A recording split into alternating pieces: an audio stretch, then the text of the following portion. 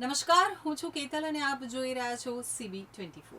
Ahmedabad municipal corporation દ્વારા પ્રધાનમંત્રી આવાસ યોજના અંતર્ગત 7,825 જેટલા 1 BHK ફ્લેટ બનાવવામાં આવશે. રાજ્યના સૌથી મોટા આર્થિક પાટનગર અમદાવાદ શહેરમાં હાઈ રાઇઝ બિલ્ડિંગો બની રહી છે અને મકાનો મળવા હવે ખૂબ જ મોંઘા થઈ રહ્યા છે. ત્યારે આર્થિક રીતે નબળા લોકોને ઘરનું ઘર મળી રહે તે માટે સરકાર દ્વારા આવાસ યોજનાના મકાનો બનાવવામાં આવી રહ્યા છે. અમદાવાદ મ્યુનિસિપલ કોર્પોરેશન દ્વારા પ્રધાનમંત્રી આવાસ યોજના અંતર્ગત 7,825 જેટલા 1 BHK ફ્લેટ બનાવવામાં આવશે. શહેરના નિકોલ, બોપલ, મોટેરા અને મકરબા વિસ્તારમાં ઓછી આવક ધરાવનારા લોકો માટે EWS આવાસ યોજનાના મકાનો બનશે. ફ્લેટોને મેન્ટેનન્સ સાથે ₹3.30 લાખમાં આપવામાં આવશે. અમદાવાદ મ્યુનિસિપલ કોર્પોરેશનની વેબસાઇટ ઉપર ઓનલાઈન અરજી કરવાની રહેશે. અમદાવાદમાં આર્થિક રીતે નબળા વર્ગના લોકો પોતાના ઘરનું ઘર મેળવવા માટેનું સ્વપ્ન પૂર્ણ કરી શકે તે માટે સરકાર દ્વારા પ્રધાનમંત્રી આવાસ યોજના અંતર્ગત EWS પ્રકારના મકાનો બનાવવામાં આવશે. ખાનગી ફ્લેટોની કિંમત કરતાં અડધી કિંમતમાં ખાનગી ફ્લેટ જેવી સુવિધાઓ સાથેના EWS પ્રકારના 1 BHK ફ્લેટો મ્યુનિસિપલ કોર્પોરેશન દ્વારા બનાવી આપવામાં આવી રહ્યા છે, જેના માટેની અરજી કરવાની શરૂઆત થઈ ચૂકી છે. વાર્ષિક 3 લાખ સુધીની કુટુંબની સંયુક્ત આવક ધરાવનારા લોકો આ મકાનો મેળવી શકશે. નાગરિકો અમદાવાદ મ્યુનિસિપલ કોર્પોરેશનની વેબસાઇટ ઉપર ઓનલાઈન ફોર્મ ભરી શકશે.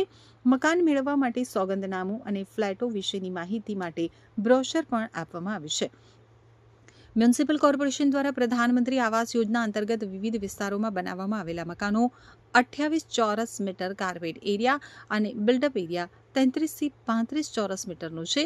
એક ડ્રોઈંગ રૂમ, એક બેડરૂમ, કિચન, કોમન ટોયલેટની સુવિધા છે. દરેક બ્લોકમાં લિફ્ટ બનાવવામાં આવી છે.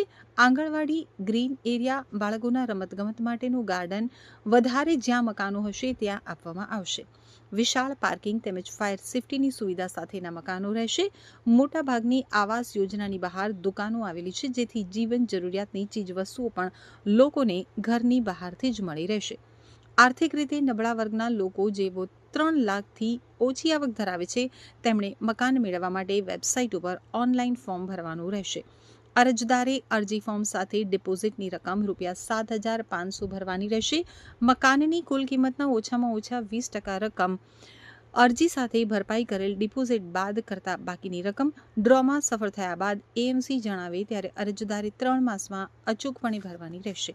ત્યારબાદ બાકી રહેતી 80% રકમના એક સરખા 10 હપ્તા અંદાજે 1 વર્ષમાં તમામ 80% રકમ થાય તે રીતે સમયાંતરે અમદાવાદ મ્યુનિસિપલ કોર્પોરેશનમાં જમા કરાવવાના રહેશે. છેલ્લા હપ્તા સાથે મેન્ટેનન્સ, ડિપોઝિટ તથા અન્ય ચાર્જીસ પણ ભરપાઈ કરવાના રહેશે. અરજદાર દ્વારા 20% રકમ જે બેંકમાં ભરેલ હોય તે જ બેંકમાં બાકીના 80% રકમ ભરવાની રહેશે. મકાનની નક્કી થયેલ પૂરેપૂરી કિંમત ભરપાઈ થયા બાદ જ દસ્તાવેજી પ્રક્રિયા પૂર્ણ થયેથી અરજદારને તેમને ફાળવવામાં આવેલ મકાનનો કબજો સોંપવામાં આવશે. કુટુંબના તમામ સભ્યોની મળીને કુટુંબની કુલ વાર્ષિક આવક 3 લાખથી ઓછી હોવી જોઈએ. આ યોજના માટે જ્યાં જ્યાં કુટુંબનો ઉલ્લેખ કરાયેલ છે ત્યાં કુટુંબ એટલે પોતે, પોતાના પતિ, પત્ની તથા તેમના અપરિણિત બાળકો, કુટુંબનો પુખ્ત વયનો સભ્ય ભારત દેશમાં પાકું મકાન કે જમીનનો પ્લોટ ન ધરાવતો હોય તેનો વૈવાહિક દરજ્જો ધ્યાને લીધા વગર મકાન મેળવવા માટે હકદાર છે.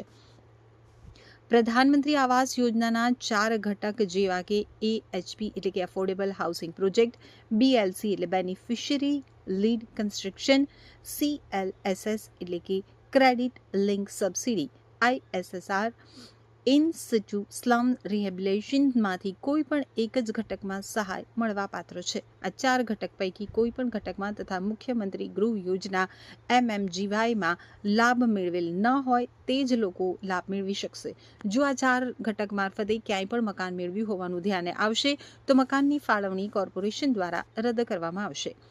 લાભાર્થીને મકાનનું પોઝેશન સોંપી દીધા બાદ મહત્તમ 6 માસમાં વપરાશ શરૂ કરવાનો રહેશે તથા વપરાશ શરૂ કરવામાં વિલંબ બાબતે આગોતરી જાણ અમદાવાદ મ્યુનિસિપલ કોર્પોરેશનને કરવાની રહેશે, જે અંગે અમદાવાદ મ્યુનિસિપલ કોર્પોરેશનનો નિર્ણય આખરી અને બંધનકર્તા રહેશે.